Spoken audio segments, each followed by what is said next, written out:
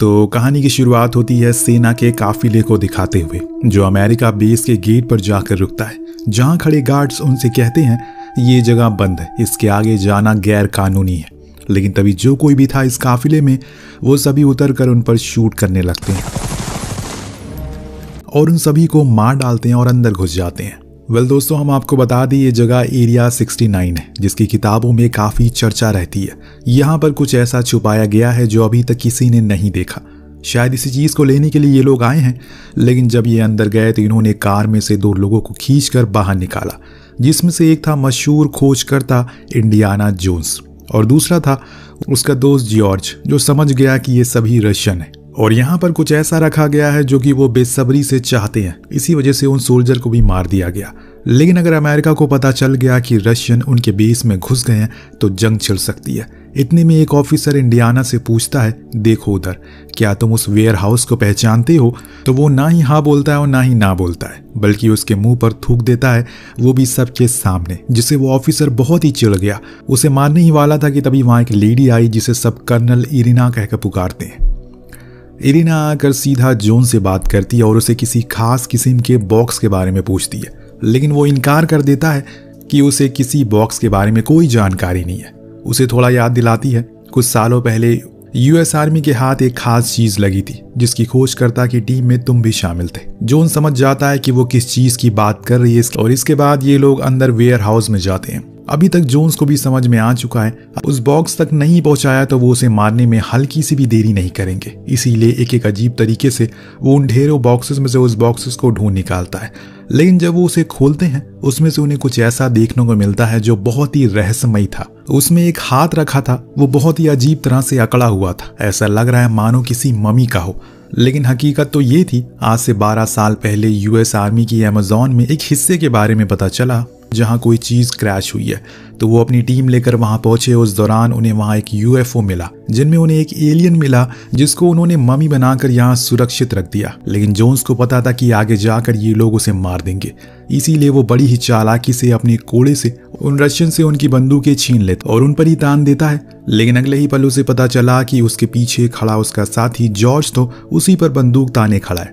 उसका कहना था वो यहाँ से खाली हाथ नहीं जाएगा और इन रशियन ने उसे इस गद्दारी के बदले मोटी रकम देने का वादा किया है। अब जोन्स तो हर तरफ से घिर चुका है, इसीलिए वो राइफल को रख देता है। फिर इसमें भी वो चालाकी कर देता है। उसने राइफल को कुछ इस तरह से रखा जिसमें वो नीचे जाते ही शूट कर देती है, जो जाकर एक सोल्जर को लगी और इसे वहां थोड़ी हड़बड़ी मच गई। उसी का फायदा उठाकर वो वहां से भागना शुरू करता है। सब उस पर खूब गोलियां बरसाते हैं और उन सभी से बच वो आगे चल रही इरियाना की कार में कूद गया और उससे भी धक्का मारकर खुद उस कार को कंट्रोल करने लगा। ये सिलसिला ज्यादा देर नहीं चल पाता क्योंकि उसके सामने से आ रही कुछ गाड़ियों ने उसे घेरना शुरू कर दिया। तब जोन्स उछलकर ऊपर लगे फ्रेम पर चढ़ गया, वहां से एक ऐसे कमरे में जा घुसा जहां शायद रॉकेट इंजन पर काम चल रहा था। लेकिन वहां भी एक रशियन उसका पीछा नहीं छोड़ता, बल्कि उसने तो उसे जंजीरों में पकड़ लिया। लेकिन अहम समय पर न जाने कैसे वो इंजन ऑन हो जाता है, जिसकी झुलस से वो रशियन जल चुके थे। लेकिन ये दोनों जो कि ऊपर ही थे वो उसी इंजन पर बैठे हुए काफी दूर तक आ जाते हैं। शायद ये किसी प्रकार का रनवे था जिसके किनारे जाकर जोन्स छुप जाता है। अब रात का अंधेरा था, इसीलिए उसे खोज पाना इतना आसान नहीं था। सुबह हुई, जोन्स एक घर में गया, लेकिन वहां तो इंसान थे ही नहीं, बल्कि उनकी जगह पर पुतलों को रखा गया था, जो चीज उसे काफी अजीब लगती है और इसीलिए वो बाहर आया। वहां भी सब कुछ फेक था। तभी उसे एक सायरन की आवाज आई, यानी कि असल में एक न्यूक्लियर साइट है ये, और ये सब सिर्फ इसलिए रखा गया है ताकि ये पता लगाया जा सके कि उस न्यूक्लियर हमले से कितना नुकसान होता है। जोन्स फौरन भागकर अंदर जाता और एक फ्रिज में घुसकर खुद को उसी में लॉक कर लेता है। कुछ ही समय के बाद एक तेज धमाका होता है जिसमें वो पूरी जगह पल भर में तहस नहस हो जाती है। उस झटके से जोन्स बाहर आकर गिरता है, जिससे FBI वाले देख लेते हैं। फौरन उसे अपनी गिरफ्त में ले लेते हैं और उसे पूछताछ करते हैं। सभी का शक उस पर ही जा रहा था कि तभी वहां पर जोन्स का दोस्त, जो कि जनरल होता है, वो आकर सभी को उसके बारे में बताता है, जिससे वो लोग उसे छोड़ देते हैं। पर अब वो उनकी निगाह पर चढ़ चुका है, इसीलिए अब उसे सतर्क रहना होगा। अगले पल वो यूनिवर्सिटी में जाकर क्लासेस देने लगता है। लेकिन तभी वहां प्रिंसिपल आकर बताती है कि FBI वाले यहाँ पे आए जांच करने के लिए। अब ये सुन जोन्स परेशान हो जाता है क्योंकि वो किसी भी तरीके से यूनिवर्सिटी को इन झमेलों से दूर रखना चाहता है। इन सारे हालातों को देखकर प्रिंसिपल उसे कुछ समय के लिए छुट्टी देता है। इस चीज से जोन भी समझ गया था, इसीलिए उसने न्यूयॉर्क जाने का डिसाइड किया और शायद किस्मत को कुछ और मंजूर है। जब वो ट्रेन में बैठ गया तभी एक नौजवान बाइक लेकर प्लेटफॉर्म पे आता है और जोन से बोलने लगा उसके सबसे करीबी दोस्त हेरोल्ड बड़ी मुसीबत में फंस चुका है, उसे उसकी सख्त जरूरत है। अब हेरोल्ड का नाम सुनते ही वो ट्रेन से उतर जाता है और उस नौजवान से बात करना शुरू करता है। दोनों एक कैफे में बैठकर बातें करते हैं। वो लड़का अपना नाम मैट बताता है और ये भी बताता है कैसे वो हेराल्ड को जानता है। दरअसल उसके पिता जंग में शहीद हो गए थे। उस दिन के बाद हेराल्ड ने उसकी मां मिरियाना के साथ मिलकर उसकी परवरिश करी और उसे इतना बड़ा किया, लेकिन अब उसकी मां ने खास उसे उसके पास भेजा है ताकि वो उसे मदद मांग सके। दरअसल उसे कुछ लोग उठाकर ले गए क्योंकि उसके हाथ एक ऐसी चीज लग गई थी जिसकी फिराक में बड़े बड़े देश के लोग शामिल हैं। वो क्रिस्टल स्कल की बात कर रहा है जो सुन जोन्स के कान खड़े हो गए, क्योंकि उसे ढूंढना तो नामुमकिन जैसा है। पर उसने सिर्फ उस स्कल को नहीं खोजा था, पहले वो पीरो के अमेज़न जंगल में जाकर अटोवाको नाम की जगह को भी ढूंढ निकालता है। पर जोन्स का मानना था कि वो जगह एकदम काल्पनिक है।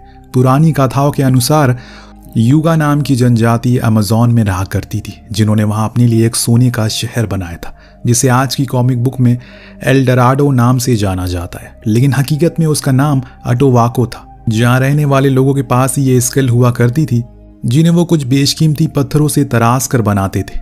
कुछ लोगों का यह भी मानना था कि उन स्कल में बहुत ही अलौकिक शक्तियां हैं जिसे हर किसी को अपने वश में किया जा सकता है और शायद अमर भी बना जा सकता है। इस दौरान मैट को एहसास होता है पीछे बैठे दो लोग उन पर नजर रख रहे हैं। इस बीच मैट जोन्स को बताता है उन लोगों ने मेरी मां को भी उठा लिया, पर वो भाग आई और तब उन्होंने एक लेटर लिखा जो वो उसे देता है, पर उस लेटर के साथ कुछ और भी था। वो असल में हेराल्ड के बनाए हुए एक नक्शे जैसा कुछ था। इस दौरान मैट नोटिस करता है दो लोग उनके पीछे ही बैठे हैं जो लगातार उन्हें देखे जा रहे हैं। जोन समझ जाता है वो रशियन एजेंट है। इतने में वो करीब आए, पिस्टल दिखाकर वो धमकाने लगे। तब जोन्स को एक आइडिया आया। उसने मैट से कहा वो पास बैठे उस लड़के को मुक्का मार दे, बाकी का काम वो खुद कर लेंगे। उसने ऐसा ही किया और देखते ही देखते सिर्फ एक मुक्का वहां दो ग्रुप के बीच में वो जंग छिड़ जाती है, जिसके बीच ये दोनों बाइक से भाग जाते हैं। अब मैट की खतरनाक ड्राइविंग को देखकर जोन्स हैरान था, लेकिन जब जोन्स ने अपने करतब दिखाए तो वो दंग रह गया। खैर दोनों ने चुप चुपाते हुए बाइक को लाइब्रेरी में घुसा दिया। अब घर आकर जोन्स उस लेटर के पीछे छुपे हुए नोट को समझने की कोशिश करता है। उसमें जिस भाषा का इस्तेमाल किया था वो असल में अब इस दुनिया में इस्तेमाल ही नहीं होती और इसीलिए कहीं भी इसका विवरण नहीं किया गया। लेकिन जोन्स के पास हर चीज का जुगाड़ है।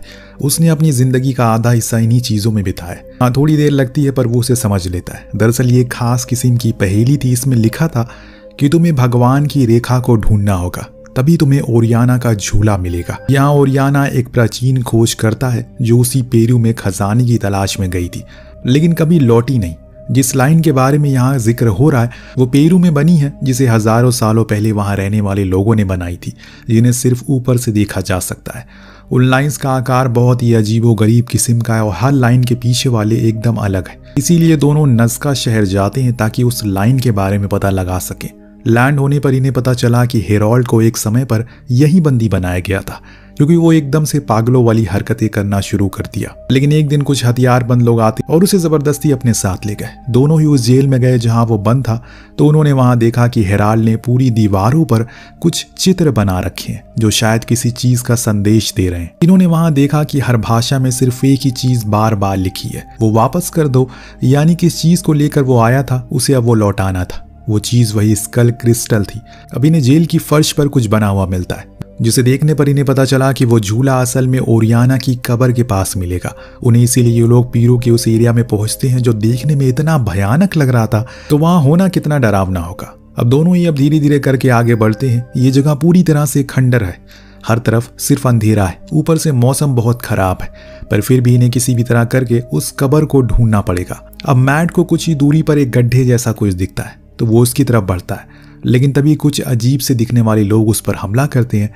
जोन्स बताता है ये उन्हीं लोगों के वंशज है जो यहाँ अभी इस जगह की रक्षा करते हैं और इन लोगों के पास जहरीले तीर है जो अगर एक बारी शरीर में घुस गए तो इंसान मर जाएगा। लेकिन जोन्स मैट को उन सभी से बचकर नीचे ले गया, जो जगह पूरी तरह से सिर्फ मकड़ियों और चूहों के वश में थी। उन सभी को हटाते हुए ये लोग एक गुप्त तहखाने जैसी जगह पर पहुंचे जो पूरी तरह से सोने से भरी थी। उनके चारों ओर सिर्फ ममीज थी जिन्हें खास किस्म के कपड़ों से ढका हुआ था, या फिर यूं कहें कि उन्हें उसी में बांधा गया था। जोन्स उन्हीं में से एक मम्मी को खोलता है। उसे उसके अंदर सुनहरा चाकू मिला जिसे लेकर वो उसके पास रखी कुछ और ममीज को तलाशने लगा। उन्हीं में उसे एक ममी मिली जो दर्शा रही थी कि ये ओरियाना की है। इसीलिए अब जोन्स उसे खोलता है, उसके अंदर रखी चीजों को बाहर निकालता है और उसी में उसे एक मिला विशाल बेशकीमती स्कल जिसे क्रिस्टल से बनाया गया था। वो समझ जाता है कि यही वो स्कल है जो सबसे बड़ा है, पर वहां बने निशानों को देखकर उसे यकीन हो जाता है यहाँ पर हेराल्ड आया था, पर वो इसे ले क्यों नहीं किया, यही वापस रख के क्यों चला गया। वो इस चीज को दोहराते हुए वो लोग ऊपर आते हैं, पर वहां उनका स्वागत के लिए पहले ही कोई खड़ा था जो कोई और नहीं बल्कि रशियन एजेंट थे। लेकिन इन्हें पता कैसे चला ये दोनों यहाँ आए। इन रूसी लोगों के साथ उनका वही गद्दार दोस्त भी मौजूद होता है। अब ये लोग इन्हें बांध देते हैं तो वहां एक बारी फिर से कर्नल आती है जो इस बारी अपनी असली मकसद बताती है। असल में उन्हें वो स्कल क्यों चाहिए, तो ऐसा क्या मिथोलॉजी में लिखा है। एल्डोराडो में रहने वाले लोगों ने उसे नहीं बनाया, बल्कि इस धरती पर आने वाले एलियन ने उसे अपनी अजीब शक्तियों से बनाया, जिन्हें डेहुगा समाज के लोगों ने उनकी पूजा करना शुरू कर दी। किताबों में लिखा है कि अगर किसी ने भी इस स्कल को वापस उसी मंदिर में रख दिया तो उन अजीम शक्तियों का वारिस बन जाएगा। मिस्टर प्रेसिडेंट ऐसा करना चाहते थे, इसीलिए हमें किसी भी हाल में वो चाहिए। इसके बाद वो उस कमरे में एक बूढ़े शख्स को लाते हैं, जिसे पहली ही नजर में देखकर वो समझ जाते हैं कि ये उसका साथी हेराल्ड है, जिसे इन्होंने इतनी बेदर्दी से रखा है। कर्नल बताती है अगर कोई भी ज्यादा देर तक इस स्कल की तरफ देखता है तो वो पागल हो सकता है। हेराल्ड की ऐसी हालत इसी वजह से हुई, लेकिन अब वो जोन्स को भी उसी स्कल की तरफ देखने पर मजबूर करते हैं ताकि उसे पागल होने के बाद हेराल्ड से उस शहर के बारे में पता लगा सके। धीरे धीरे करके जोन्स खुद पर काबू खोने लगता है, लेकिन बीच में ही एक शख्स स्कल पर कपड़ा डाल देता है और इसके बाद वो लोग उसे बाहर लेकर आते हैं, जहां जब जोन्स मारियाना को पहली बार देखता है तो दंग रह जाता है। उसे यकीन ही नहीं हो रहा था कि उसका ही बेटा मैट है। दरअसल दोनों पहले एक दूसरे से प्यार करते थे, लेकिन एक मिशन के दौरान जोन्स उसे छोड़कर आगे बढ़ गया और तब से वो उन्हें कभी नहीं मिला। आज फिर से मुलाकात हो गई, तभी वहां एरियाना आकर कहती है उनके पास इन चीजों के लिए समय नहीं है। जोन्स मजबूर होकर हेराल्ड के पास गया और उसे उस जगह की तस्वीर बनाने को कहा जहां वो सोने का शहर मौजूद है। उसने पेपर पर टेढ़ी मेढ़ी सी ड्राइंग बनाई जो सिर्फ जोन्स को समझ आ सकती थी। हेराल्ड अमेज़न जंगल के उस हिस्से की तरफ इशारा कर रहा है जहां पर आज से पहले इंसान का पांव भी नहीं रखा गया, क्योंकि वही मौजूद है सपनों का शहर एल्डोराडो। सभी अब नक्शे में देखना शुरू करते हैं वो जगह असल में है कहां पर। इसी का फायदा उठाकर मैट वहां एक एजेंट को घूसा मारता है, जिसके बाद उनके तंबू में आग लगा देता है। उसके इस इशारे से जोन्स समझ गया था कि उन्हें क्या करना है। वो लोग जंगल की ओर भागना शुरू कर, लेकिन कुछ दूर जाने के बाद वो मारियाना और जोन्स दलदल में फंस गए। मैट फौरन कुछ मदद के लिए चला जाता है और उसके पीछे पीछे हेराल्ड भी भागा। इस बीच मारियाना, जिसको अब लगने लगा है कि वो लोग नहीं बचेंगे, उसने वो राज खोल दिया जो अभी तक सबसे छुपा हुआ। मैट असल में उसी का बेटा है, जो सुन जोन्स भी दंग रह गया। इतने में मैट एक सांप लेकर आया जिसे पकड़कर ये लोग ऊपर तो आ गए, पर पागल हेराल्ड मदद के चक्कर में उन रशियन को ही ले आया अपने साथ और एक बारी फिर से उनके चंगुल में ये फंस चुके हैं। इन्हें अब अमेज़न की तरफ लेकर जाया जा रहा है, लेकिन जोन्स को पता है कि अगर वो वहां पहुंच गए तो मुश्किल हो जाएगी। इसीलिए वो एक प्लान बनाता है। सबसे पहले अपने पास बैठे गार्ड को मारकर गिरा देता है, फिर आगे वाले ड्राइवर को भी धक्का देता है और उसकी जगह पर मारियाना को बैठाकर खुद रॉकेट लॉन्चर से कई सारी गाड़ियों को उड़ाने लगता है। लेकिन अभी भी हेराल्ड उन्हीं के कब्जे में था, इसीलिए वो उसे बचाने के लिए उछल कूद करने लगता है, जिस चीज से एरियाना परेशान होकर उन पर गोलियां बरसाने का ऑर्डर देती है। मैट ने किसी तरह करके उसे वो स्कल हासिल कर लिया था, लेकिन कुछ ही देर में वो फिर से उसके पास चले गए। दोनों में काफी देर तलवारबाजी चलती रही, लेकिन अंत में मैट एक डाली से लटक गया और एरियाना की गाड़ी आगे चली गई। पर मैट ने कुछ बंदरों को अपना दोस्त बना लिया जिन्होंने एरियाना पर हमला बोल दिया। इसी के बीच मैट एक बार फिर से उस स्कल को अपने कब्जे में लेता है। इस समय ये लोग अमेज़न के काफी अंदर आ चुके हैं और साइड में गहरी खाई है। तभी अचानक दोनों ही गाड़ी आपस में टकरा गई। भूख की चींटियों के घर तोड़ दिए इन्होंने, जिसे गुस्से में आकर वो एक जिंदा इंसान को निकल जाती हैं। मैट और बाकी के लोग उनसे बचते हुए भागने लगे, लेकिन हेराल्ड उन्हीं चींटियों के झुंड में गिर गया। पर उसके पास वो स्कल था जिसके कारण वो उसे कुछ नहीं कहती।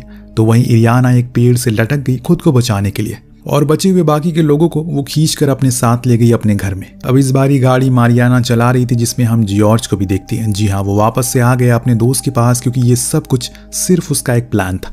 इनकी गाड़ी एक नदी में जा गिरी और तेज बहाव के कारण तैरती चली गई।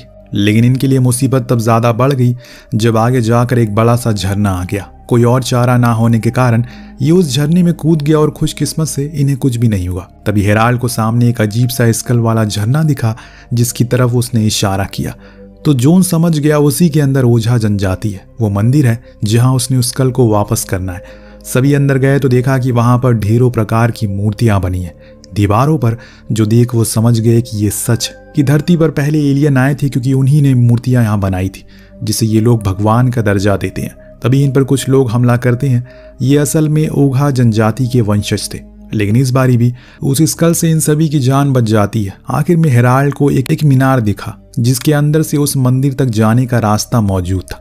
हेराल्ड को पता था अगर उस मीनार पर लगे पत्थरों को हटाया जाएगा तो नीचे जाने का रास्ता बन जाएगा, इसीलिए सभी उन पत्थरों को हटाते हैं। तभी एक विशाल रास्ता खुलता है जहां से होते हुए ये लोग एक ऐसी जगह पर पहुंच गए जो आज के इतिहासकारों के लिए किसी जन्नत जैसी है। वहां हर किस्म की मूर्तियां और लाखों प्रकार की सोने की चीजें रखी है, लेकिन जोन्स की आंखें एक ही चीज पर टिकी है, जो वही मंदिर था जिसका गेट वहीं मौजूद था, और उसने उस पर वो स्कल जैसे ही लगाया मंदिर का दरवाजा खुल गया। इनके सामने आ गई वो जगह जहां कभी एलियन की पूजा हुआ करती थी। दरअसल जब सालों पहले एलियन धरती से जा रहे थे, उन्होंने अपने अस्तित्व के लिए इन स्कल को यहाँ छोड़ दिया। लेकिन जोन्स देखता है एक स्कल गायब है जो ओरियाना ने चुरा लिया, और वही स्कल बाद में हेराल्ड को मिला, और तब से ही उसे एक आवाज बार बार सुनाई दे रही है, वापस कर दो। लेकिन तभी वहां पर इरियाना आ जाती है और उनके हाथ में वो स्कल छीन कर उसी स्केलेटन पर रख देती है, जिससे कि वहां सारी चीजें हिलने लगती है, और जितने भी स्केलेटन वहां रखे थे उनमें मानो जान आ जाती है। उन्हीं 9 स्केलेटन को मिलाकर एक एलियन बन जाता जो वहां पर एक पोर्टल खोल देता है और इरियाना के अंदर उन शक्तियों को देने लगता है, पर वो शक्तियां इतनी ज्यादा होती है कि वो उसे संभाल नहीं पाती। हालातों को देखकर जोन्स सभी को भागने को कहता है। ये लोग जैसे तैसे कहकर बाहर आते हैं, और तब जोन्स देखता है कि उस जगह से यूएफओ बाहर आता है, जो देख वो समझ गया कि वो आखिरी एलियन भी अब यहाँ से अपनी प्लैनेट पर जा रहा है। जिसके बाद वो पूरी जगह पानी में डूब जाती है, और कुछ इस तरह से ये कहानी यहीं पर समाप्त होती है। आपको कहानी कैसी लगी हमें कमेंट करके जरूर बताइएगा। मिलते हैं अगली वीडियो में। Thank you so much watching. Peace out.